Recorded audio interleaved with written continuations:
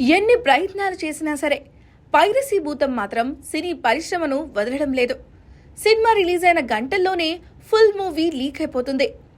గతంలో చాలా సినిమాలకు ఇలా జరక్క ఇప్పుడు నాని నటించిన హిట్ 3 సినిమాకి కూడా ఇదే జరిగింది.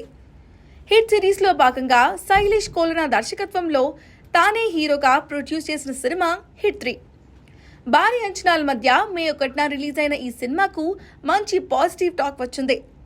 అడ్వాన్స్ బుకింగ్స్తో అదరగొట్టిన హిట్ 3 ఫస్ట్ డే 43 కోట్ల గ్రాస్ ఓపెనింగ్స్ రాబట్టి సెన్సేషన్ క్రియేట్ చేసింది. నాని కెరీర్లో అత్యధిక వసూలు రాబట్టిన చిత్రంగా నిలిచింది. దీంతో నిర్మాతలు ఫుల్ ఖుషి అవుతున్నారు. కానీ ఇదే సమయంలో పైరసీ రూపంలో బిగ్ షాక్ తగిలింది. హిట్ 3 థియేటర్లోకి వచ్చి 24 గంటలైనా గడవకముందే ఒరిజినల్ ఆడియోతో హెచ్డీ ప్రింట్ ఆన్లైన్లో లీక్ అయినట్లుగా వార్తలు వైరల్ అవుతున్నాయి. దీంతో చిత్ర యూనిట్తో పాటు నాని ఫ్యాన్స్, సినీ ప్రియులు ఆందోళన చెందుతున్నారు. పైరసీపై కఠిన చర్యలు తీసుకోవాలని డిమాండ్ చేస్తున్నారు.